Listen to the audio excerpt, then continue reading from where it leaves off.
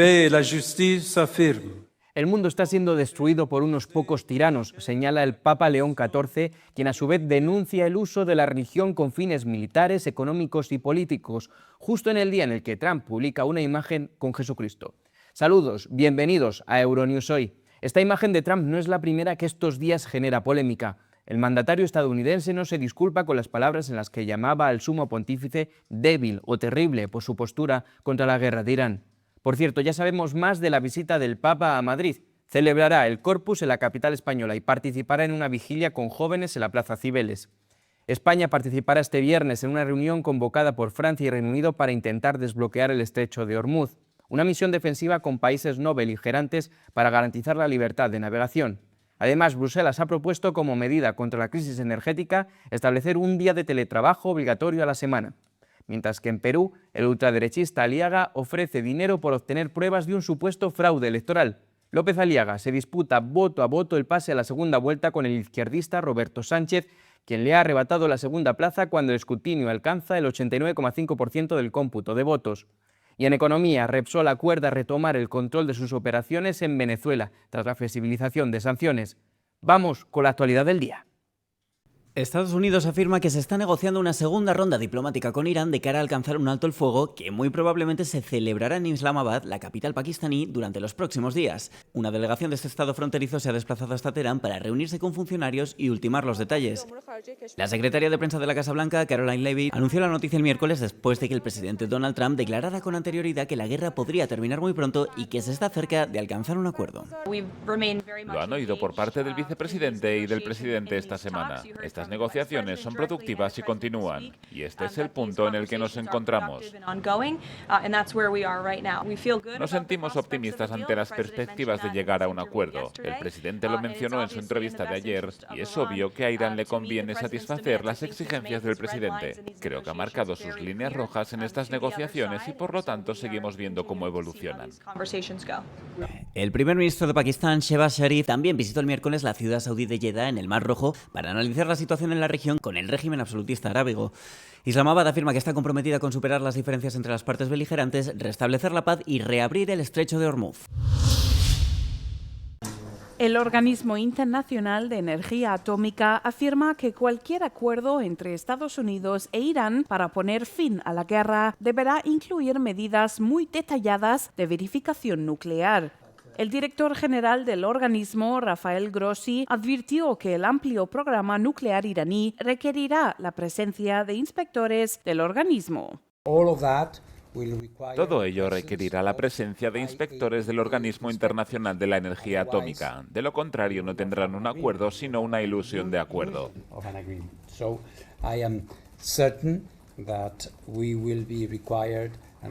Estoy seguro de que se nos exigirá y pedirá cuando las partes lleguen a un acuerdo que proporcionemos el indispensable componente de verificación de salvaguardias del acuerdo.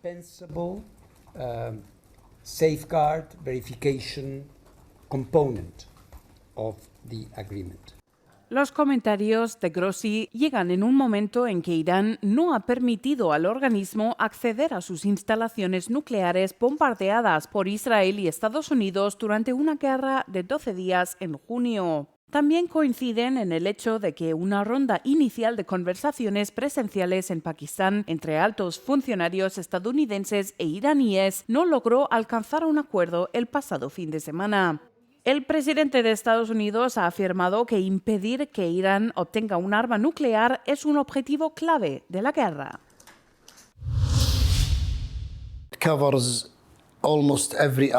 La guerra de Irán ha fortalecido la relación entre los países del Golfo y la Unión Europea, según declara Euronews el secretario general del Consejo de Cooperación del Golfo, Yassem Al-Budaiwi, en una entrevista con esta casa. Tras los ataques de Estados Unidos e Israel contra Irán, Teherán respondió lanzando cientos de misiles y ataques con drones contra sus vecinos, entre ellos Qatar, los Emiratos Árabes Unidos, Kuwait y Arabia Saudí. Sin duda, la escalada de tensión en nuestra región y el continuo ataque iraní contra los países del Consejo de Cooperación del Golfo ha estrechado aún más una relación ya profunda. El presidente del Consejo Europeo, Antonio Costa, ha visitado esta semana la región del Golfo, en la que supone su primera visita de alto nivel desde que comenzó la guerra en Irán. Costa ha destacado la importancia de la asociación estratégica de la Unión con los estados del Golfo y ha abogado por la reapertura del estrecho de Hormuz. Nos preocupa la estabilidad y la seguridad de la región porque es obvio para todos que la estabilidad en el Golfo es un elemento importante para la estabilidad y la seguridad internacionales. La Unión Europea y los países del Golfo firmaron un acuerdo de cooperación en 1989. Este se reforzó en 2022 para incluir el nombramiento de un enviado especial de la Unión para la región arábiga. El presidente de la FIFA, Gianni Infantino, ha asegurado que Irán participará en el Mundial de 2026 pese a la guerra. El equipo iraní vendrá con total seguridad. Esperamos que para entonces la situación sea pacífica. Subrayó que el deporte debe mantenerse al margen de la política y rechazó cualquier cambio de sede. Irán tiene previsto disputar sus partidos del Grupo G en Estados Unidos. El equipo había solicitado trasladarlos a México tras las declaraciones del presidente estadounidense Donald Trump, quien desaconsejó su participación por motivos de seguridad. El torneo ha generado una profunda división entre los aficionados. Los jugadores también afrontan una importante presión política. La participación de Irán había quedado en duda tras el conflicto iniciado por Estados Unidos e Israel en febrero. Aunque en abril comenzó una frágil tregua, las tensiones siguen siendo elevadas. Una nueva oleada nocturna de misiles rusos ha destruido viviendas, incendiado edificios y acabado con la vida de al menos 7 civiles en importantes ciudades de Ucrania, incluida su capital, en un ataque masivo durante la madrugada de este jueves. Al menos 5 personas, entre ellas un niño, han muerto y otras 21 han resultado heridas en Kiev, según el Servicio Estatal de Emergencias de Ucrania. Los ataques rusos han continuado durante la mañana del jueves, mientras los equipos de emergencia siguen retirando los escombros del asalto nocturno y las alarmas antiaéreas continúan sonando por todo Kiev. Un dron ruso que volaba a baja altura se ha estrellado contra un edificio de 18 plantas. En Dnipro, la cuarta ciudad más grande de Ucrania, se ha desatado un incendio en un barrio residencial cuando el ataque con misiles rusos azotó la ciudad por segunda vez esta semana. Al menos 2 civiles han muerto y otros 27 han resultado heridos en estos ataques. También se han registrado explosiones en la ciudad costera de Odessa poco después de una alerta de misil balístico. Un ataque anterior con drones, datado del miércoles, causó la muerte de un hombre y dejó otros 6 heridos. El último ataque masivo contra Ucrania se produce poco después de que el presidente Volodymyr Zelensky haya dado la voz de alarma sobre la grave escasez de misiles de defensa antiaérea del país, en particular los Patriot de fabricación estadounidense.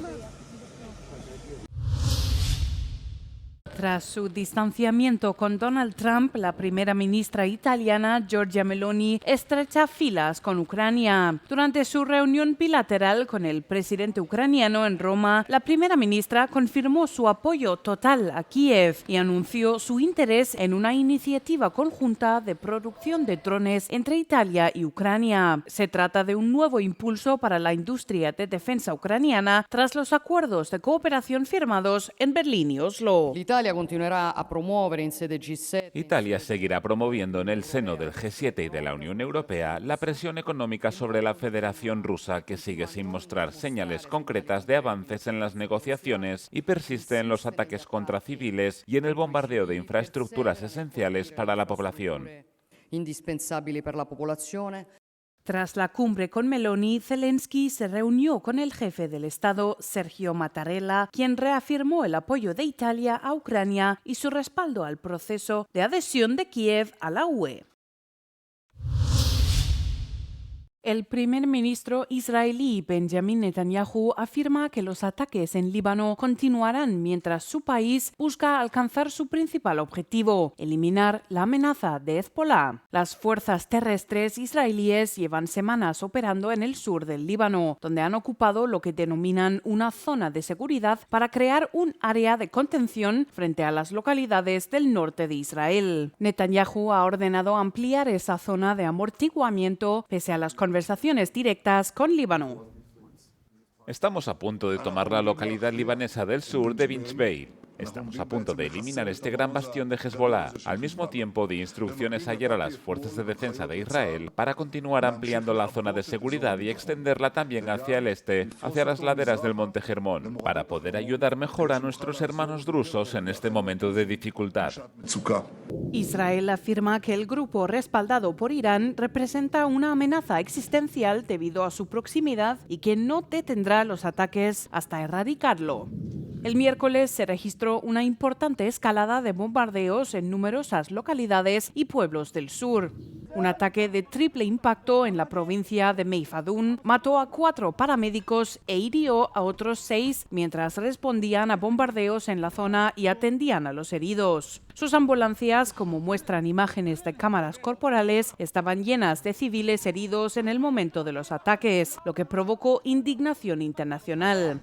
Los ataques israelíes en Líbano han causado al menos 1.200 muertos, según el Ministerio de Salud libanés, y han desplazado internamente a aproximadamente 1 millón de personas hasta el momento. El presidente del Consejo Europeo, Antonio Costa, concluyó su gira por el Golfo en Qatar el miércoles y afirmó que había acudido para escuchar a los líderes en un momento crítico para impulsar una paz sostenible y reanudar la libre navegación en el estrecho de Hormuz.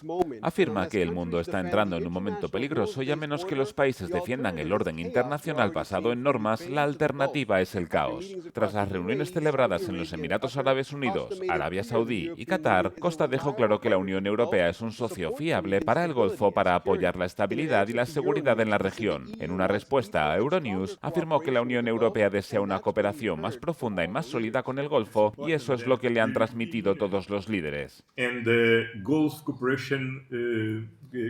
Es importante que la Unión Europea y los países del Consejo de Cooperación del Golfo puedan trabajar juntos entre la Unión Europea y el Consejo de Cooperación del Golfo, pero también de forma bilateral con cada país del Golfo. Y estamos muy interesados en hacerlo.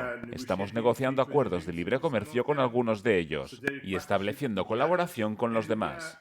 Creo que ahora más que nunca es muy importante que lo consigamos. Costa dijo que el impacto económico de la interrupción marítima ya se ha sentido en todo el mundo, lo que añade presión para actuar con rapidez. Dijo que todo el mundo debe aprovechar el impulso generado por el alto el fuego y que Europa está comprometida a garantizar el paso seguro en la región. Es esencial que todas las partes aprovechen el impulso generado por el reciente alto el fuego entre Estados Unidos e Irán, negociado por Pakistán para abordar las preocupaciones de la comunidad internacional sobre Irán.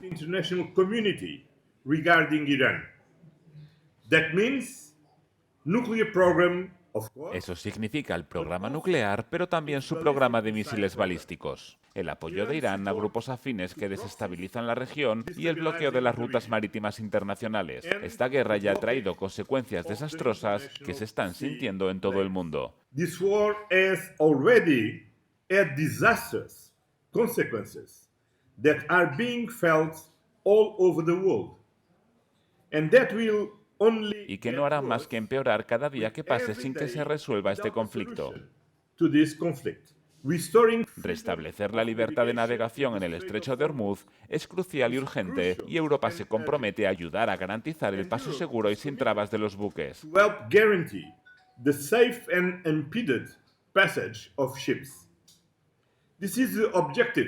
Este es el objetivo de la coalición de países que Francia y Reino Unido están formando junto con socios de todo el mundo. Costa también advirtió de que Hezbollah es una amenaza existencial para Líbano al afirmar que los grupos respaldados por Irán están desestabilizando la región. Añadió que la Unión Europea apoya los esfuerzos del líder libanés para prohibir las actividades militares de los grupos como la única vía hacia la estabilidad a largo plazo. El presidente del Consejo también anunció planes para una segunda cumbre Unión Europea-Consejo de Cooperación del Golfo a finales de este año y dijo que los socios del Golfo cuentan con el apoyo de la Unión Europea ahora y en el futuro. El jueves ya habían llegado a Hungría todas las urnas con los votos emitidos desde el extranjero. Las urnas fueron llegando de forma continua a lo largo de la semana. La Oficina Electoral Nacional inspeccionó minuciosamente cada una de ellas para asegurarse de que ni los precintos ni los propios receptáculos hubieran sido manipulados. Solo entonces se pudo proceder a la apertura de las urnas y al recuento de los votos. Las urnas están precintadas. Quienes estén de acuerdo, por favor, levanten la mano. Eso supone un voto afirmativo. Los votantes húngaros depositaron sus votos en 149 ciudades de todo el mundo. Según la Oficina Electoral Nacional, la participación superó el 90% en numerosas misiones en el extranjero y fue del 100% en algunos centros de votación de menor tamaño. En el colegio electoral en el extranjero con mayor participación, el de Londres, votaron 8.924 personas. La Oficina Nacional Electoral anunciará los resultados de las elecciones parlamentarias en Hungría el 4 de mayo a más tardar. El ministro de Asuntos Exteriores saliente de Hungría, Péter Szijjártó, no asistirá a la reunión de Asuntos Exteriores de la próxima semana en Luxemburgo tras la derrota del gobierno de Viktor Orbán, según informaron diplomáticos de la Unión Europea a Euronews. Su oficina no respondió a una solicitud de comentarios. Tras las elecciones del domingo, que se saldaron con una victoria aplastante de Tisza, Szijjártó ha desaparecido prácticamente de la vida pública, incluidas las redes sociales, donde solía ser muy activo. El lunes, el primer ministro electo de Hungría, Péter Magyar, acusó a Szijjártó de destruir documentos sensibles relacionados con las sanciones a Rusia en el Ministerio de Asuntos Exteriores. Magyar y su asesor de Asuntos Exteriores instaron al personal del ministerio a conservar todos los archivos pertinentes. El ministerio rechazó las acusaciones el miércoles, afirmando que solo se habían destruido copias de papel de archivos electrónicos y que no se había perdido ningún dato. Szijjártó fue el centro de la polémica durante la campaña por sus estrechos vínculos con el ministro de Asuntos Exteriores ruso, Sergei Lavrov. Unas llamadas telefónicas filtradas sugerían que se había ofrecido ayudar a retirar a empresarios rusos de la lista de sanciones de la Unión Europea y que se había puesto en contacto con sus homólogos rusos durante una cumbre europea clave en 2023, cuando se debatían las negociaciones de adhesión de Ucrania. El ministro de Finanzas, Andrzej Domanski, aconsejó recientemente a los polacos que guardaran dinero en efectivo en casa por si se produjeran fallos en los sistemas de pago digital. Hemos preguntado a los residentes de Varsovia qué opinan al respecto y si suelen tener algo de efectivo a mano para casos de emergencia. Creo que es una buena idea. No puedes depender solo de los cajeros automáticos. Bueno, merece la pena tener un poco. Siempre llevo algo encima, hasta unos 1000 zlotys por si acaso. Porque cuando viajo, por ejemplo, y no hay otra opción, a menudo solo uso efectivo. Creo que tenemos que tener tanto tarjetas como efectivo. Imagínense que estamos en algún pueblo y alguien nos roba la tarjeta o la perdemos. Y menuda presión porque no tenemos nada con que pagar el viaje de vuelta o para comprar un billete.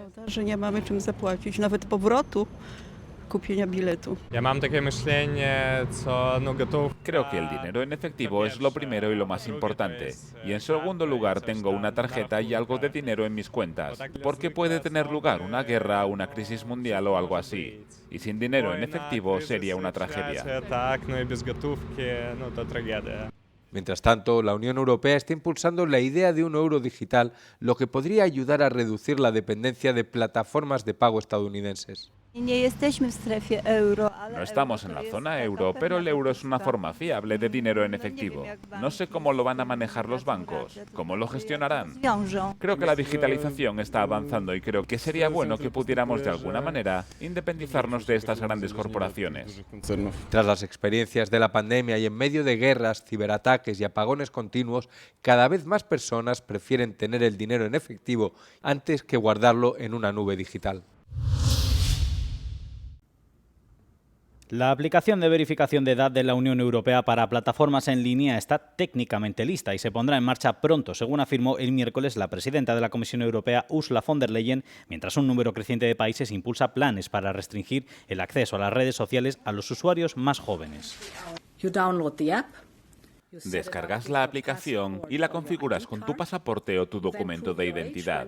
A continuación, acreditas tu edad al acceder a los servicios en línea. Esta aplicación respeta los más altos estándares de privacidad del mundo.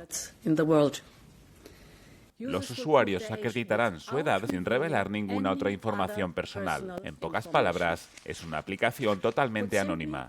No se puede rastrear a los usuarios. En tercer lugar, la aplicación funciona en cualquier dispositivo, teléfono, tablet u ordenador.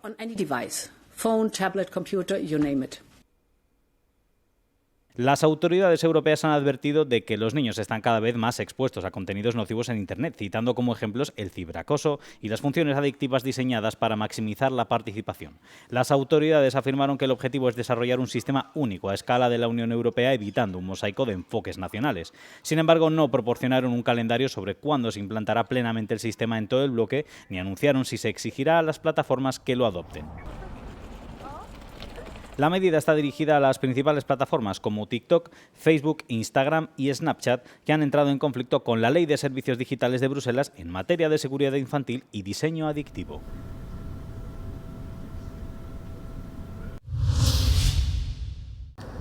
Una nueva misión de la flotilla con unas 40 embarcaciones ha zarpado este miércoles desde Barcelona hacia Gaza en un nuevo intento por romper el bloqueo israelí y entregar ayuda a la región.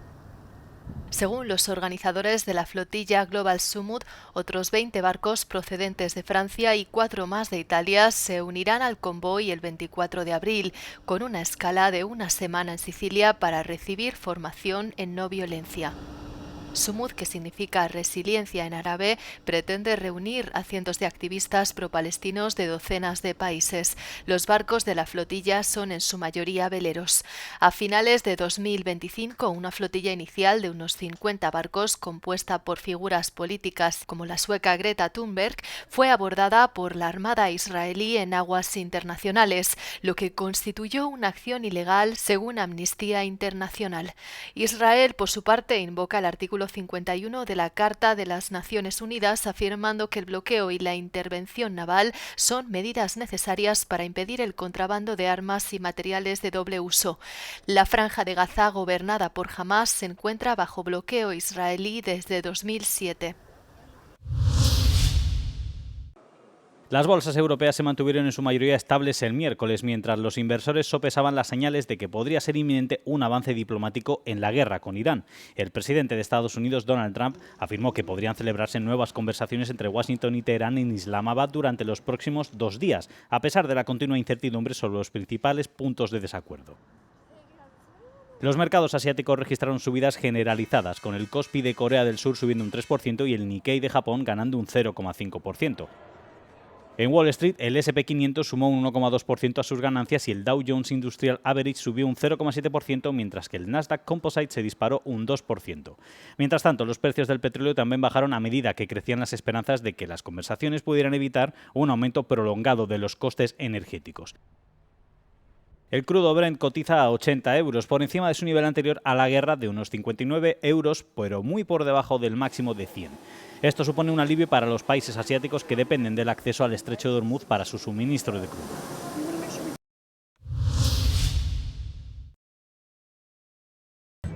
La estrella del rap estadounidense Kanye West ha aplazado su concierto previsto en Marsella, tras informaciones de que el ministro francés del Interior intentaba impedir el espectáculo por sus comentarios antisemitas. El anuncio del concierto, el 4 de marzo, provocó indignación entre figuras políticas y públicas en Francia.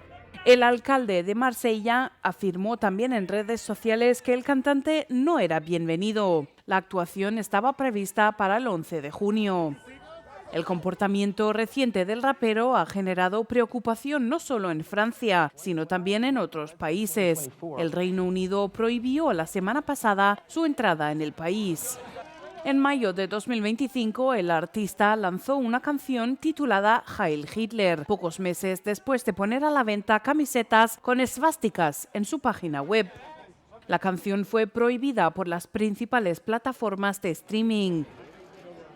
El rapero ha atribuido su comportamiento a su trastorno bipolar y ha afirmado en X que asume toda la responsabilidad. ¿Depende la Unión Europea del comercio con China? En 2025, el comercio entre la Unión Europea y China se mantuvo sólido. La UE exportó a China mercancías por valor de 199.600 millones de euros, mientras que las importaciones alcanzaron los 559.400 millones de euros, lo que generó un déficit comercial de 359.800 millones de euros. En comparación con 2024, las exportaciones de la UE cayeron un 6,5%, mientras que las importaciones del gigante asiático aumentaron un 6,4%. Desde 2015, las exportaciones de la UE a China han crecido un 37,1%. Las importaciones se han disparado un 89%. Las exportaciones de la UE a China están lideradas por la maquinaria y los aparatos mecánicos, que representan el 22,7% del total. Les siguen la maquinaria eléctrica y los equipos audiovisuales con un 14,5% y los vehículos con un 8,2%. En cuanto a las importaciones, solo 5 categorías representan casi 2/3 del total. Solo la maquinaria eléctrica y los equipos audiovisuales representan el 29,5%. A pesar de las tensiones globales y de la guerra arancelaria de Trump, los flujos comerciales demostraron su resistencia, según el grupo de expertos Bruegel con sede en Bruselas. ¿Ha arrojado el ejército israelí cadáveres desde un tejado? Este vídeo, ampliamente difundido en redes sociales, parece mostrar a soldados israelíes manipulando un cadáver en una azotea. Varias publicaciones en línea han afirmado que muestra a soldados de las fuerzas de defensa de Israel torturando y arrojando a un niño palestino desde un edificio. El vídeo ganó mayor repercusión después de que el presidente surcoreano Lee Jae-myung lo compartiera en X antes de aclarar más tarde que data de septiembre de 2024 y subrayar la importancia de respetar el derecho internacional humanitario. Las imágenes se grabaron el 19 de septiembre de 2024 en Kabatilla, una localidad situada al norte de Cisjordania. En aquel momento, el ejército israelí afirmó que durante una operación a gran escala, 7 personas descritas como terroristas murieron en un tiroteo y en ataques aéreos. Según el ejército, uno de los fallecidos era Shadi Sakarneh, descrito como responsable de dirigir y llevar a cabo ataques en el norte de Cisjordania. Según la información de la BBC, un periodista presente en Kabatilla afirmó que las tropas israelíes rodearon un edificio y que 4 hombres fueron abatidos por francotiradores. Afirmó que una vez finalizados los combates, los soldados arrojaron los cadáveres desde el tejado antes de cargarlos en una excavadora. El entonces portavoz de Seguridad Nacional de Estados Unidos, John Kirby, calificó las imágenes de profundamente inquietantes y afirmó que Washington había solicitado una aclaración urgente y se le había comunicado que se llevaría a cabo una investigación. Nos pusimos en contacto con las fuerzas de defensa de Israel para obtener información sobre la investigación. Un portavoz afirmó que los cadáveres fueron bajados desde una azotea durante un incidente inusual para que pudieran ser identificados y se garantizara la seguridad de las tropas. Añadió que una vez que las fuerzas de defensa de Israel revisaron el caso, concluyeron que necesitaban procedimientos alternativos y una autorización de más alto nivel.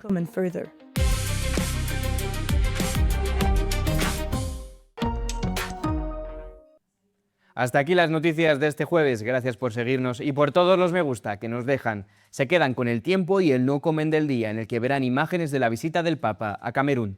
Buenos días, buenas tardes, buenas noches. Euronews, el tiempo.